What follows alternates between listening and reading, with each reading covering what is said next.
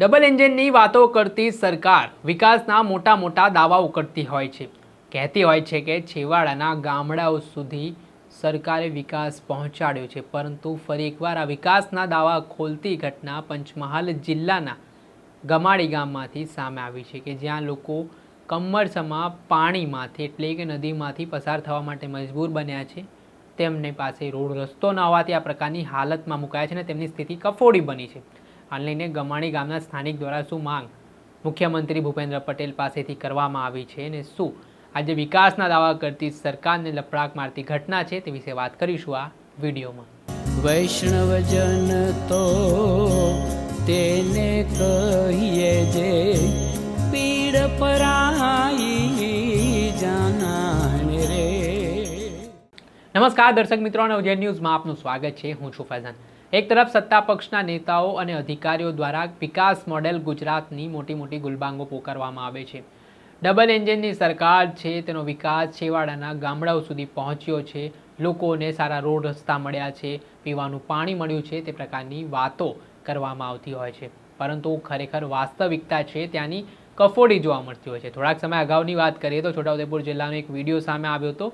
જે વિડીયોએ તંત્રના વિકાસના દાવાની હવા કાઢી હતી અને જેવી રીતે લોકો પર્વતીય વિસ્તારમાંથી જોડીમાં એક ગર્ભવતી મહિલાને લઈને જતા હોય તે પ્રકારના દ્રશ્યએ તંત્રની પોલ ઉઘાડી પાડી હતી. અને તેવી જ રીતે હવે પંચમહાલ જિલ્લાના ગમાડી ગામમાંથી વધુ એક સોશિયલ મીડિયા ઉપર વિડીયો વાયરલ થઈ રહ્યો છે. અને એક તરફ જે સરકાર મોટા દાવાઓ કરે છે, ત્યાંનું વહીવટી તંત્ર છે તે વિકાસ થઈ રહેવાની વાતો કરે છે, તેને લપડાક મારતા દ્રશ્યો સામે આવ્યા છે. જે દ્રશ્યમાં આપ જોઈ શકો છો કે જે વિડીયોમાં કમરસમાં પાણી એટલે કે નદીમાંથી લોકો જોડીમાં વ્યક્તિને લઈને જવા માટે મજબૂર બન્યા છે, કેમ કે તેમની પાસે રોડ રસ્તા ન હોવાથી જીવના જોખમે તેઓ નદી પસાર કરતા જોવા મળી રહ્યા છે. કેમ કે હાલ ચોમાસાનો સમય પણ ચાલી રહ્યો છે અને ખાસ કરીને આ દિવસોમાં નદીનું વહેણ પણ ખૂબ જ સ્તર પ્રમાણમાં વધી જતું હોય છે. તે વચ્ચે પણ લોકો આ પ્રકારની મજબૂરીનો સામનો કરીને ત્યાંથી પસાર થઈ રહ્યા છે. આ તંત્રને આ ઘટના કેમ ધ્યાને નથી આવતી, આ દ્રશ્ય કેમ ધ્યાને નથી આવતા, તેને લઈને પણ સવાલ ઉઠી રહ્યા છે.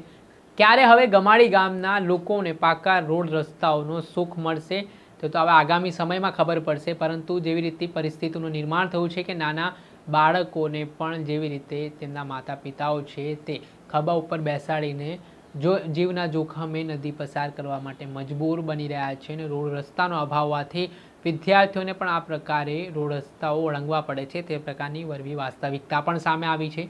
તેને લઈને જે ગમાડી ગામના સ્થાનિક છે તેમના દ્વારા શું રજૂઆત મુખ્યમંત્રી ભૂપેન્દ્ર પટેલને કરવામાં આવી છે અને તેઓ શું કહી રહ્યા છે તે સાંભળી લો.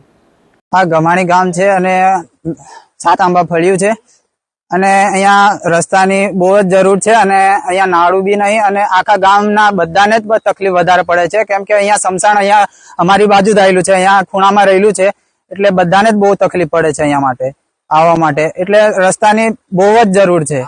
આ રસ્તો બની જાય ને તો ગામ વાળાને બધાને જ બી સારું પડે. અમારે તો 4 કિલોમીટર જવું પડે છે, એમ જવું પડે છે, પણ ગામ વાળાને જયારે સમસાન વખતે આવે તે વખતે બહુ જ બધાને તકલીફ પડે. વરસાદ વધારે પડે ને તે વખતે બહુ તકલીફ પડતી હોય છે. અહીંયા સરકાર માટે આ માંગણી છે કે આ રસ્તો અને આ નાળા બની આપે અને લાઇટની બી સુવિધા કરી આપે, એવી અમે માંગણી કરી રહી છે.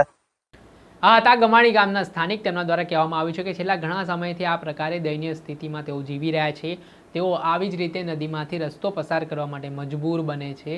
હાલ તેમના ગામમાં કોઈ રોડ રસ્તાની યોગ્ય વ્યવસ્થા નથી, બ્રિજની વ્યવસ્થા નથી, તો તેમને જીવના જોખમે આવી રીતે રસ્તો પસાર કરવા માટે મજબૂર થવું પડે છે. અને તેમના મામલે મુખ્યમંત્રી ભૂપેન્દ્ર પટેલને વિડીયોના માધ્યમથી રજૂઆત કરી છે.